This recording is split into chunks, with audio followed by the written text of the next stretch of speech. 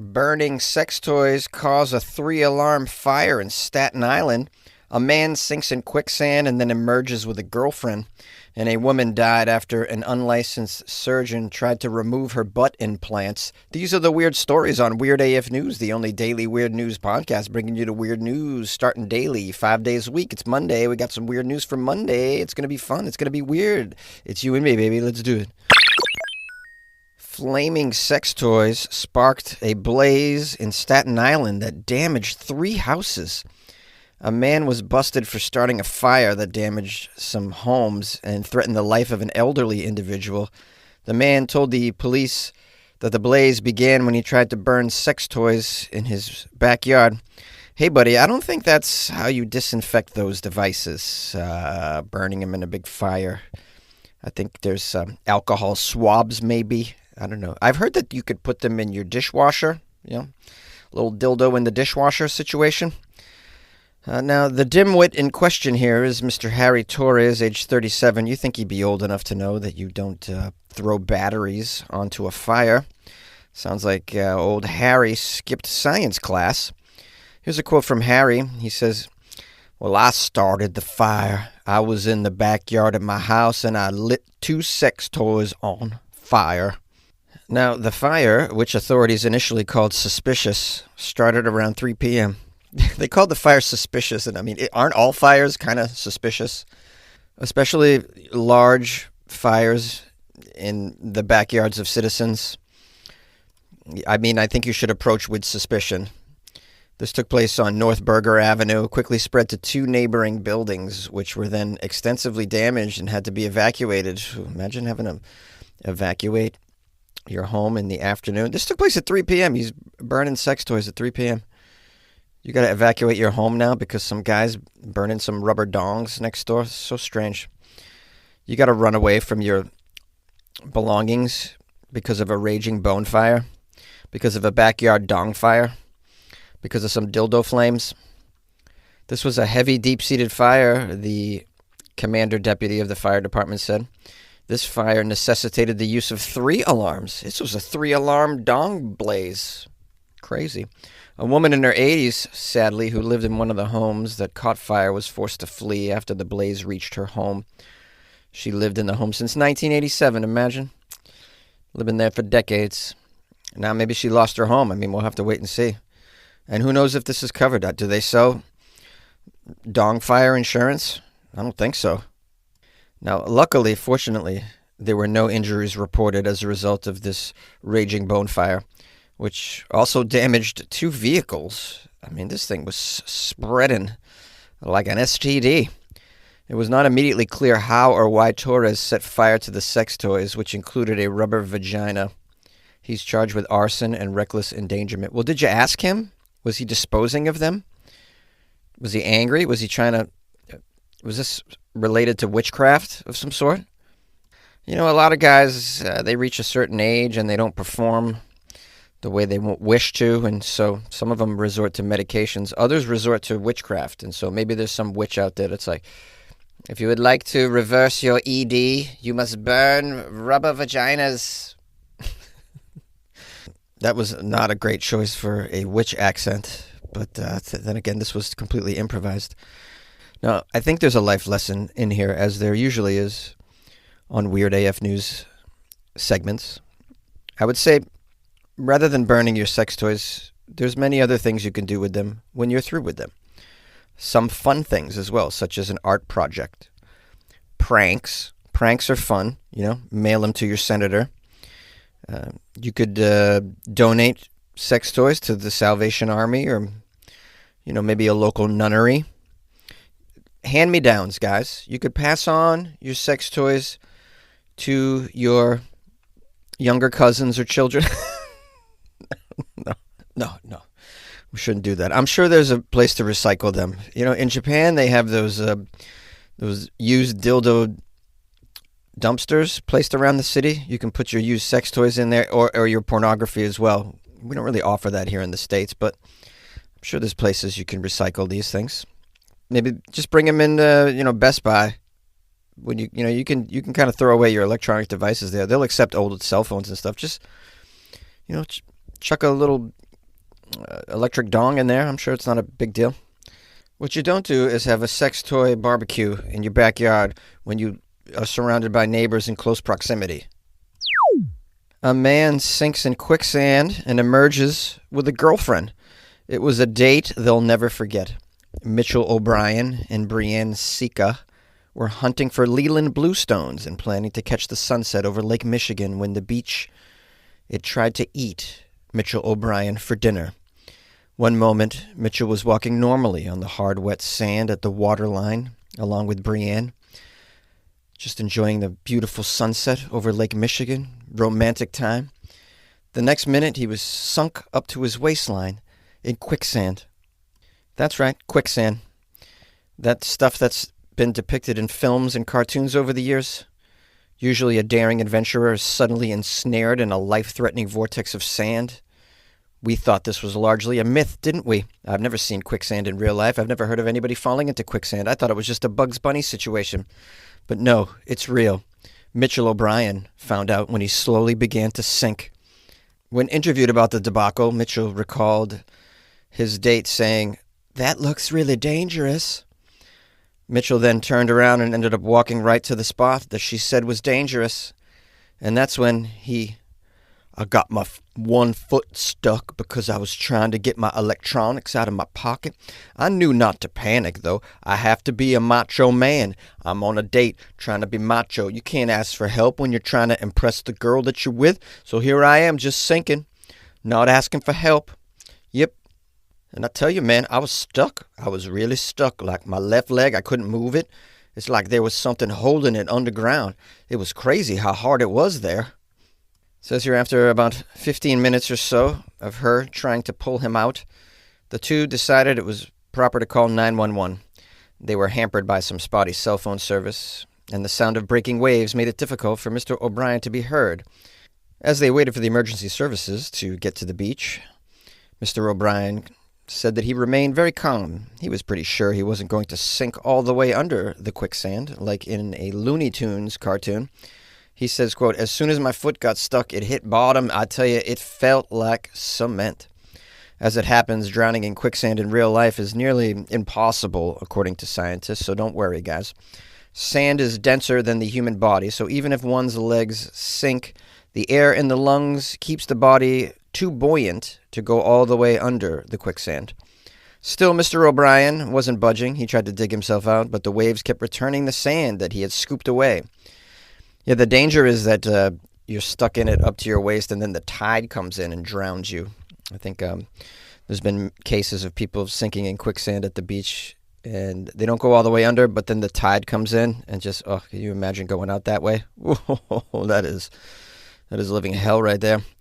4 firefighters eventually arrived. They gave Mr. O'Brien a life jacket, put a rope around him, and pulled.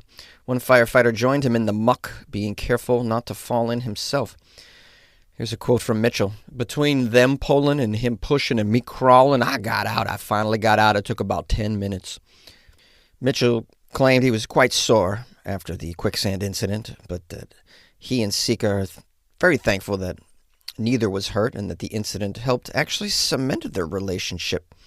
She posted photos online, warning others to be careful of the quicksand, and the township is posting some signage at the beach warning people to stay away as well. Just when you thought quicksand was a myth or an old-school danger, no, it's making a comeback apparently. What's next? The Bermuda Triangle coming back as well? Yeah, I mean, if measles can make a strong comeback, I think anything is possible. All right, I'm going to end this segment by just saying, hey, look out for quicksand. I don't know how you look out for quicksand. I think most of the quicksand on the planet is not going to have a sign next to it saying quicksand with an arrow pointing, like a Pirates of the Caribbean setup. I don't think that's what's going on. So just be aware that it's out there. And don't panic. That's the number one thing. Don't panic. Smoke a doobie and chill out as best as you can.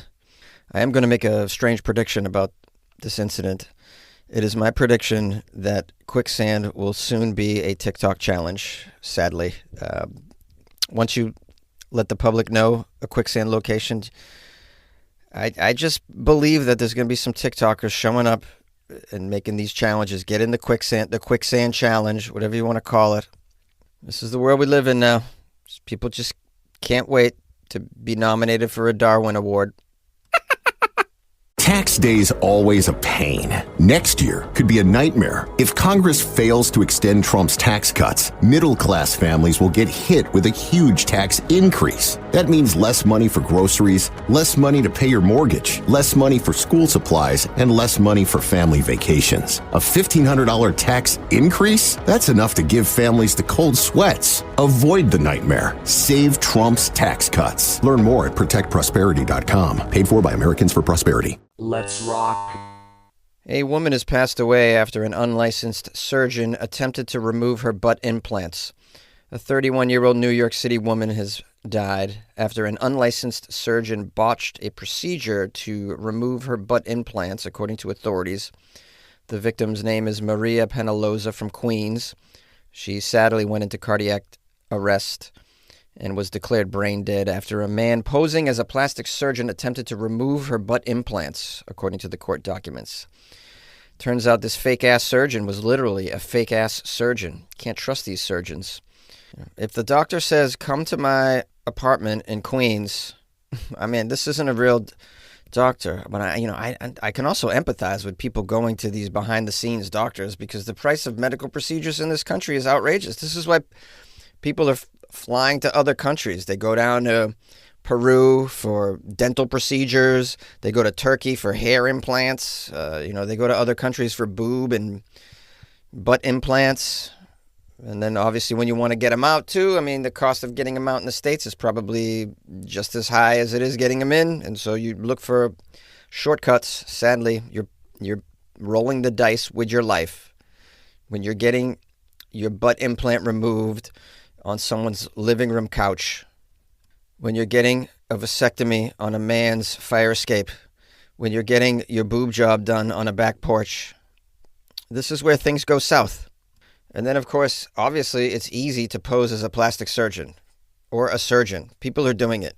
You just order one of those lab coats off of Amazon that you print out a doctor's certificate. Anyone can print out one of those fake. You could print out a fake doctor's certificate, put it in a frame, put it on your wall. Does anyone even look at those anyways? You just stare at them. You're like, oh, it says MD next to the name. This must be legitimate. I covered a story about a teenager who got caught pretending to be a doctor on 3 different occasions. It's so easy that this kid tried it 3 times or more. What I'd like to know is, where are all the Karens exposing this kind of crap? Every time you see a Karen, she's in she's in Home Depot asking for the manager. I want to see some videos of Karens asking a fake doctor, where's the head doctor in this place? This doesn't look like a hospital. Those aren't real surgical gloves. What is you know what I mean? Where's the Karen for this stuff?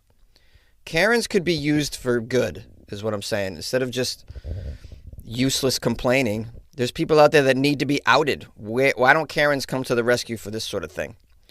Am I the only one that's ever asked this question? Karens are doing us no good in a Whole Foods complaining to the manager about a lack of toilet paper in their restroom. Karens need to be outing these dangerous scam artists that are just living it up in our culture right now due to social media and technologies that allow them to hide behind such things. All the scams that are going on. All right, I've gone off on the rails here. Let's get into some of the details. We have Felipe Hoyos Ferranda is the fake butt surgeon. Allegedly, Felipe performed this operation without a license to do so and while not in a medical facility. I mean, that's your first clue, lady. It's not a medical facility. Okay, it says Felipe, the fake doctor, administered lidocaine to Penaloza via a syringe, causing her to go into cardiac arrest. The victim was removed from this man's home and taken to Astoria General Hospital, where she was intubated and had no brain activity. I used to live in Astoria for 3 years. Lovely neighborhood in Queens. Formerly very Greek-owned and operated. A lot of Greek restaurants and cafes back in the day. Still a few remaining. If you want some good Greek food in New York City, I recommend going to Astoria. That was weird to have an advertisement for Greek food in the middle of this botched Brazilian butt lift removal segment on Weird AF News, but yeah. I don't have a boss, so sometimes this happens. The doctor treating this lady at the hospital told prosecutors that her condition demonstrated signs of lidocaine toxicity and that she would not likely survive. This is very, very sad. Felipe was arrested after the botched surgery and was charged with second-degree assault and unauthorized practice of profession. That's it? He should be charged with murder. Guy. Dude. Kid. Murder. He murdered this lady. Second-degree assault? Assault with a murderous syringe? Wow. This is the problem. If you don't slap these people hard on the wrist, they're going to continue to do this. Look what this penalty was. It's nothing. Guys like this will think it's worth it. Wow, what's the worst that's going to happen? I'm get charged with unauthorized practice of profession? Stupid. All right, well, let me just say, for those of you who are unaware, you can leave the country and go to these places to get cheap procedures. I'm just telling you, it's an option. It's better than this. It's not the greatest option, but it's better than this. All right? I know we're all struggling with health care. We don't have insurance, etc. Don't lay down on someone's coffee table and then they take a scalpel to you. Don't sit down in a kitchen chair called a dentist chair while the doctor ties your tooth to a string and then the other end to a doorknob. This is not where we want to be in life. Listen to Weird AF News. It's free. There's a good chance you're dealing with a middleman, like me, when you get your medicines. That's because PBMs and insurers are often the same company. We even own big chain pharmacies and are buying your doctor's office. We decide what medicines you can get, where you get them, and how much you pay. It's a win-win. For me. When middlemen own it all, you lose. Visit phrma.org/middlemen to learn more. Paid for by Pharma. Hello, my friends and loyal listeners of the Weird AF News. Thanks for joining me. I appreciate your presence and your time as well. We'll keep this brief. Hope you had a lovely weekend, holiday weekend, Easter weekend, for those who were celebrating. I had a pretty amazing weekend with shows, and someone took me out to dinner for my birthday, and it was amazing sushi. And my birthday's next weekend, but I wasn't able to hang out for my actual birthday because I'm working, so celebrated a little bit this weekend, which was nice. Shout out to Connie from Georgia, who sent me some coffee for my birthday. She sent me lovely coffee from the Manchester Coffee Company, and it came with 2 bags of coffee and a really cool mug with a really dope logo on it. I posted it on my Instagram and in the Patreon as well. So if you're a member of the Patreon, it's in there. You can see that. And very, very cool. Very, very generous and lovely of Connie to do that. She's been supporting me and the podcast for many, many years, and we're grateful. So shout out to Connie from Georgia. And if you guys wanted to send me something for my birthday, you can mail me something. I'll give you my address. Just email me, funnyjones@gmail.com. Please, no nuts. No nuts. Thank y'all. What else? Oh, yeah, if you want to support the show, it's weirdafnews.com. If you wanted to buy me a coffee for my birthday off the website, it's weirdafnews.com. You can click on Buy Me a Coffee or join the Patreon. That's a thing you can do. Very, very cool. All right, I'll let you go. Don't want to keep you any longer. Appreciate you. Good luck with your life, man.